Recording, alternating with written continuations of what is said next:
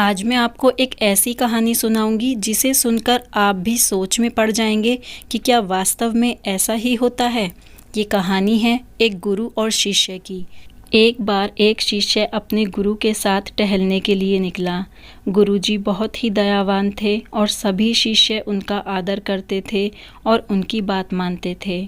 वे दोनों टहलते टहलते काफ़ी दूर निकल गए और उनकी दृष्टि एक जोड़ी जूतों पर पड़ी जो काफ़ी पुराने और फटे हुए थे। वहाँ चारों तरफ खेत ही खेत थे। वे दोनों समझ गए कि ये जूते किसी गरीब किसान के हैं जो इन्हें यहाँ रखकर पास के खेतों में काम कर रहा होगा। तभी शिष्य के मन में एक विचार आया। उसने कहा, गुरुजी, हम इन जूतों को छिपा देते हैं और हम झाड़ियों में छिप जाते हैं। जब वह किसान काम करके वापस आएगा और अपने जूतों को ढूंढेगा, तब उसे परेशान होकर जूते इधर उधर ढूंढता देखकर कितना मज़ा आएगा। इस बात पर गुरुजी बोले, नहीं, हमें किसी गरीब को सताकर कभी भी खुशी नहीं मिल सकती। तुम्हारे पिताजी तो काफ़ी अमीर हैं, तुम्हें अच्छा जेब खर्च देते हैं। तुम ऐसा करो, इन जूतों में 100-100 के 2 नोट डाल दो और हम दोनों झाड़ियों में छिपकर यह देखेंगे कि जब किसान को ये पैसे मिलेंगे तब तुम्हें कैसा महसूस होगा। शिष्य ने गुरुजी का कहना माना और दोनों जूतों में 100 का एक एक नोट डाल दिया। दोनों झाड़ियों में छिपकर बैठ गए। वह किसान अपना काम करके वापस लौट आया।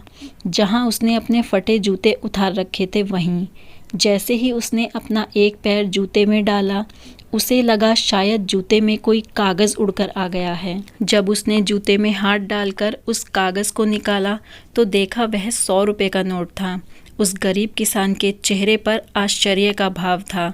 उसने 100 रुपये के नोट को उलट पलट कर देखा कि कहीं नकली तो नहीं है। फिर उसने चारों तरफ देखा कि कहीं उसके साथ कोई मजाक तो नहीं कर रहा, लेकिन उसे कोई दिखाई नहीं दिया। उसने उस नोट को जेब में रख लिया और अपना दूसरा पैर दूसरे जूते में डाला। दूसरे जूते में भी 100 का नोट पाकर उसका आश्चर्य और भी बढ़ गया।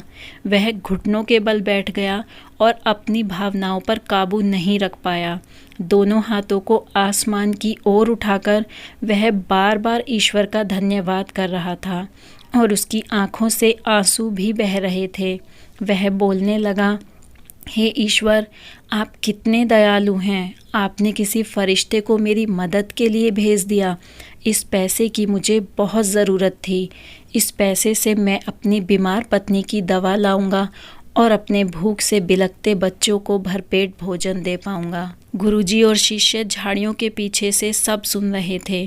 खुशी के आंसू से उन दोनों की आंखें भीग चुकी थीं। तब गुरुजी शिष्य से बोले, अब बताओ, अगर तुम उस गरीब के जूते छिपा देते तब तुम्हें ज़्यादा खुशी मिलती या अब ज़्यादा खुशी मिली है? तब विद्यार्थी बोला, गुरुजी, आपका आभार। आपने मुझे आज ऐसी शिक्षा दी है जिसे मैं जीवन में कभी भूल नहीं पाऊंगा। यह बात मैं कभी समझ ही नहीं पाया था कि जो सुख देने में है वो लेने में नहीं है। हम सभी जानते हैं खुश रहना कितना ज़रूरी है, परंतु ज़्यादातर लोगों के मन में छल, कपट, घृणा, द्वेष ये सब ही पनपता रहता है। लोग अनैतिक तरीके से धन इकट्ठा करते हैं और सोचते हैं ये हमें खुशी देगा, लेकिन खुशियाँ ऐसे नहीं मिलती। जो लोग ज़रूरतमंद की, असहाय की मदद करते हैं और जो दूसरों के जीवन में खुशियाँ लाते हैं, उनके जीवन में खुशियाँ अपने आप आने लगती हैं। जीवन का हर पल खुशियों से भरा है, बस ज़रूरत है तो इसे महसूस करने की। दूसरों की मदद कीजिए, अपने माता पिता के साथ वक्त गुजारिए और ईश्वर का धन्यवाद कीजिए जिन्होंने आपको ये जीवन दिया। आपके जीवन में खुशियाँ कभी कम नहीं होंगी। जय श्री कृष्णा।